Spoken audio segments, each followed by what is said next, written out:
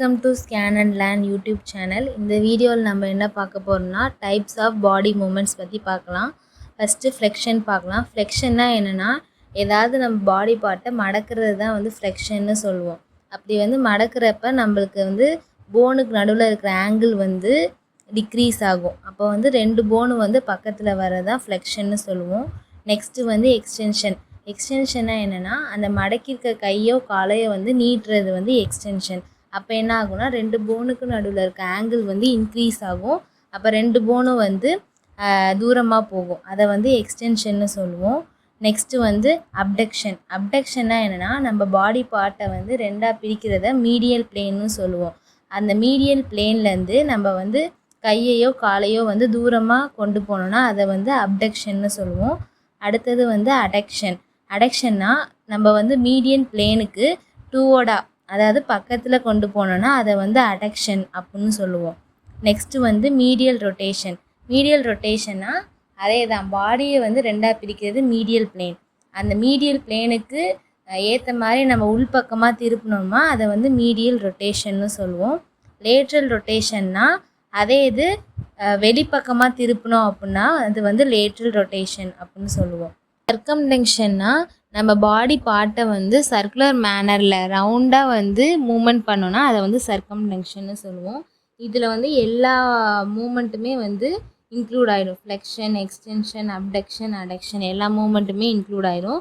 Next வந்து சுப்பினேஷன். சுப்பினேஷன்னா என்னென்னா நம்ம பாமை வந்து பாம்னா உள்ளங்கை வந்து முன்பக்கம் பார்த்த மாதிரி இருக்கணும். அதாவது ஆன்டீரியர் சைடு வந்து பார்த்த மாதிரி இருந்துச்சு அப்படின்னா சுப்பினேஷன். அதாவது நம்ம கையை வந்து நேராக வச்சு முன்பக்கமாக திருப்பினோன்னா அதை வந்து சுப்பினேஷன்னு சொல்லுவாங்க. Next pronation. ப்ரொனேஷன்னா உள்பக்கமாக திருப்பினோன்னா நம்ம பாம் வந்து போஸ்டீரியராக போயிடும், பேக்வேர்டாக போயிடும். அதை வந்து நம்ம வந்து ப்ரொனேஷன்னு சொல்லுவோம். அடுத்தது வந்து ரிட்ராக்ஷன். ரிட்ராக்ஷன்னா என்னென்னா நம்ம பாடியை வந்து பின்பக்கமாக தள்ளோன்னா அதை வந்து ரிட்ராக்ஷன்னு சொல்கிறாங்க. ப்ரொட்ராக்ஷனா நம்ம பாடியை வந்து முன்பக்கமாக தள்ளணும் அப்படின்னா வந்து அது வந்து ப்ரொட்ராக்ஷன். அப்புறம் எவர்ஷன்னா என்னென்னா பிளான்டார் சர்ஃபேஸ் ஆஃப் த ஃபுட்டை வந்து வெளிப்பக்கமாக திருப்புறது தான் எவர்ஷன்னு சொல்லுவோம். பிளான்டார் சர்ஃபேஸ்னால் என்னென்னா நம்ம பாதத்துக்கு அடியில் இருக்கிறது தான் வந்து பிளான்டார் சர்ஃபேஸ்ன்னு சொல்லுவோம். இன்வர்ஷன்னா அதே பிளான்டார் சர்ஃபேஸ் ஆஃப் த ஃபுட்டை வந்து உள்பக்கமாக திருப்பினோம் அப்படின்னா அது வந்து இன்வர்ஷன் அப்படின்னு சொல்லுவோம். பிளான்டார் ஃப்ளெக்ஷன்னா என்னென்னா நம்ம ஃபூட்டை வந்து டவுன்வோர்டாக கீழே பார்த்த மாதிரி ஃப்ளெக்ஸ் பண்ணோம் அப்படின்னா அதை வந்து பிளான்டார் ஃப்ளெக்ஷன். எதனால இது பிளான்டார் ஃப்ளெக்ஷன்னா ஃபூட்டுக்கு அடியில் இருக்கிறது வந்து நம்ம வந்து பிளான்டார் சர்ஃபேஸ்ன்னு சொல்லுவோம். அது கீழே பார்த்த மாதிரி இருந்துச்சுன்னா அது வந்து பிளான்டார் ஃப்ளெக்ஷன். அதே இது நெக்ஸ்ட்டு டார்சி ஃப்ளெக்ஷன் பார்த்தோன்னா ஃபூட்டை வந்து மேல் பக்கமாக பார்த்த மாதிரி இருக்கணும். அப்போ வந்து பிளான்டார் சர்ஃபேஸ் வந்து மேலே பார்த்த மாதிரி இருக்கும். அதை வந்து டார்சி ஃப்ளெக்ஷன்னு சொல்லுவோம். அடுத்தது ஆப்போசிஷன். ஆப்போசிஷன்னா என்னென்னா நம்ம தம்பையும் லிட்டில் ஃபிங்கரையும் ஒன்றா சேர்க்கறது தான் ஆப்போசிஷன்னு சொல்லுவோம். ரீபொசிஷன்னா அந்த தம்பையும் லிட்டில் ஃபிங்கரையும் திருப்பி அதே இடத்துக்கு வந்து மூமெண்ட் பண்ணிட்டோம், அதை தான் ரீபொசிஷன் சொல்லுவோம்.